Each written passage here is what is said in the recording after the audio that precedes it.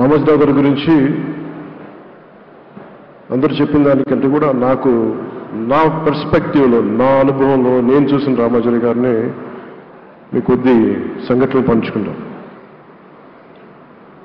రామోజీరావు గారు నాకు సినిమాలు ఉన్నా కానీ నాకు పరిచయం లేదు. ముందు ఆయన స్టూడియోస్లో చేసినా కానీ ఫస్ట్ టైం పాలిటిక్స్కి ఎంటర్ అయిన తర్వాత 2008లో ఆ సమయంలో ఆయన కలవటం జరిగింది. ఆయన మాట్లాడిన విధానం చాలా నిక్కచ్చిగా, ప్రజల పక్షపాతాన్ని. ఆయన మాట్లాడుతున్నంతసేపు నాకు మైండ్లో ఒకటే అనిపించింది, మనసులో జర్నలిస్టిక్ వాల్యూస్ని కాపాడటానికే ఆయన ఉన్నారు. ప్రజాక్షేమం, ప్రజా సంక్షేమం, ఈ పర్స్పెక్టివ్లోనే, ఈ కోణంలోనే ఆ చర్చ జరిగింది. నన్ను ఒకే ఒకసారి ఆయన 2019లో ఒక లంచ్కి ఆహ్వానించారు వారి కుటుంబ సభ్యులతోటి. ఆ రోజు ఆయన మాట్లాడింది దేశ పరిస్థితులు, ముఖ్యంగా పత్రికా స్వేచ్ఛ గురించి,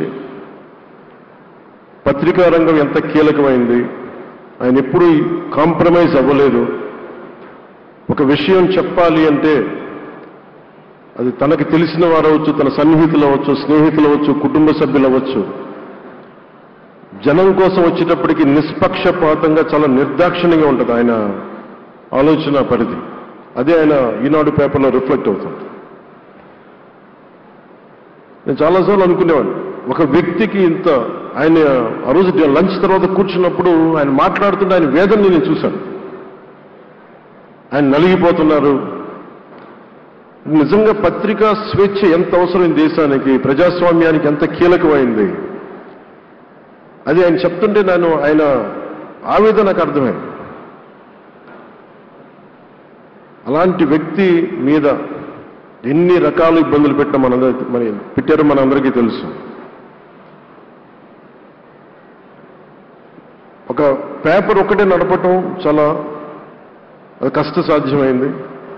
కానీ దాంతోపాటు ఆయనకి నష్టపోవడానికి, జనరల్గా అలాంటి విలువలు, కమిట్మెంట్ ఉన్నవాళ్ళు మిగతా వ్యాపారాలు అంటే ఆయన్ని అన్ని రకాలుగా దాడులు చేయడానికి చాలా తేలిక. అలాంటి దాడుల్ని తట్టుకుంటూ యాజ్ ఎ జర్నలిస్ట్ ఆయన అన్కాంప్రమైజింగ్ యాటిట్యూడ్, అన్కాంప్రమైజింగ్ వాల్యూర్, అవన్నీ ఆయన్ని నాకు చూస్తే చాలా చాలా ఆనందం వేసింది. ఆయన ఒకటే చెప్పారు నాకు, your upcoming political leader, I wish you all the best. నీ జీవితంలో నువ్వు కాంప్రమైజ్ అవ్వకు, what ever you believe in, నువ్వు ఏదైతే నమ్ముతావో దాన్ని త్రికరణ శుద్ధిగా చేయని చెప్పి ఆయన చెప్పింది నేను ఈ రోజుకి మర్చిపోలేను. అలాంటి మహానుభావుడు సంస్మరణ సభకి నేను ఈరోజు ఇక్కడికి రావటం ఆంధ్రప్రదేశ్ ప్రభుత్వం భాగంగా నాకు నిజంగా చాలా ఆనందంగా ఉంది. రైట్ టు ఇన్ఫర్మేషన్ యాక్ట్ దారిలో చూస్తూ ఉంటుంది దాకా ఎగ్జిబిషన్లో 2008 రైట్ టు ఇన్ఫర్మేషన్ యాక్ట్లో అది ప్రజలకు ప్రతిదీ తెలియాలి, ప్రభుత్వంలో ఏం జరుగుతుంది, ప్రభుత్వం ఏం తీరుతలు ఎలా ఉందని. దానికోసం ఆయన అందరినీ కలిపి ఆంధ్రప్రదేశ్లో, ప్రత్యేకించి ఉమ్మడి ఆంధ్రప్రదేశ్లో ఆయన ఒక ఉద్యమకర్తగా కూడా వ్యవహరించారు. ఒక ఆర్టీఐ లాంటి థాట్ ప్రాసెస్ ఉండాలి అంటే ఒకటే ఉంటుంది, ఇది ఏమి జరిగినా ప్రజలకి తెలియాలి, ప్రభుత్వంలో ఉన్న రాజకీయ వ్యవస్థ ఏమి చేసినా ప్రజలకి తెలియాలి, వారికి అండగా ఉండాలని చెప్పి ఆయన చేసిన ఈ యజ్ఞం చాలా జటిలమైంది, చాలా కష్టమైంది. పత్రికా రంగంలో విస్తరించిందే కాకుండా సినిమా నిర్మాణ రంగంలో కానీ, స్టూడియోస్ కానీ, హోటలియర్గా కానీ ఇవన్నీ చాలా చేసి ఉండొచ్చు. కానీ ఆయన క్రక్స్ ఆఫ్ రామోజీరావు గారిది మోస్ట్ ఇన్స్పిరేషనల్ జర్నలిస్ట్. ఇందాక కొల్లూరు పార్థసారథి గారు చెప్పిన, ఇందాక అమరావతి నుంచి నాయ ఎమ్మెల్యే గారు మాట్లాడినా కానీ, పార్థసారథి గారు చెప్పినా కానీ ఆయనకి ఖచ్చితంగా ఒక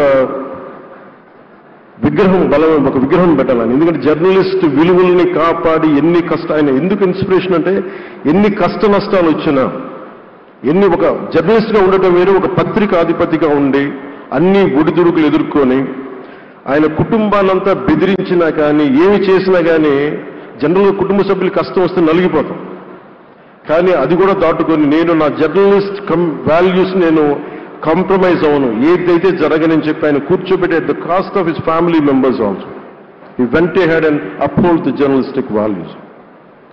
వారికి దానికి చాలా చాలా సాహసంగా నాకు చాలా ఆనందం వేసింది. ఆయన ఆఖర్లు ఎలక్షన్ రిజల్ట్స్ వస్తాయి, ఎప్పుడు వస్తాయి వీటన్నిటి అనుకున్న టైంలో నేను ఒకటి అనుకున్నాను, ఆయన ఆరోగ్యం క్షీణిస్తూ ఉంది, బాగుండు, ఆయన ఈ విజయ వార్త వింటారా లేదా అనేది నేను ఒకటి ఆలోచిస్తూ ఉన్నాను. సో నేను శ్రీమతి శైలజ కిరణ్ గారిని, సుమన్ గారిని, శ్రీమతి విజయశ్రీ గారిని అడిగినప్పుడు నేను ఒకటి అడిగాను, ఆయన విన్నారా అండి, ఆయనకి మాటలు వినిపించినాయా?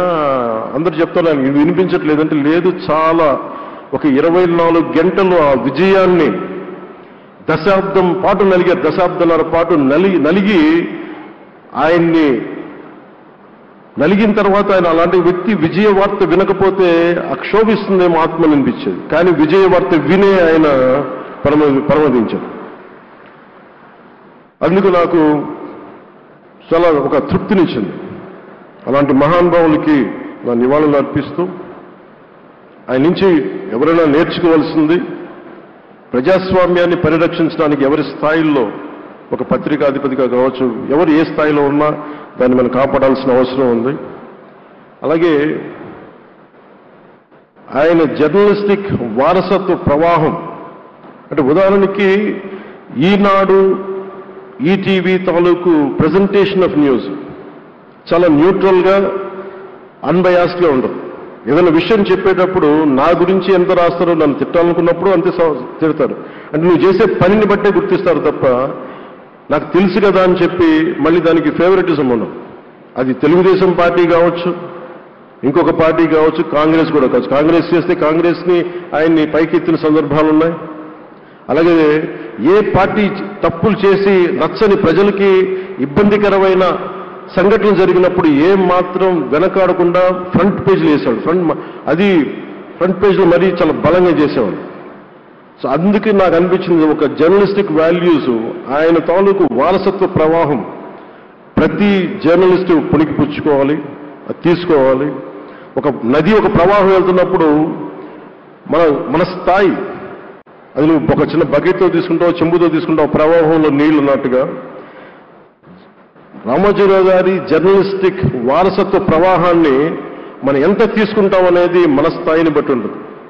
అది ఒక మోటార్ వేసి ఒక ట్యూబ్ మనకి పైపులో తోడుకునేలాగా ఉండొచ్చు, లేదంటే నా స్థాయి ఇంతే అంటే కూర్చోబెట్టి ఒక చెంబుతో తోడుకోవచ్చు.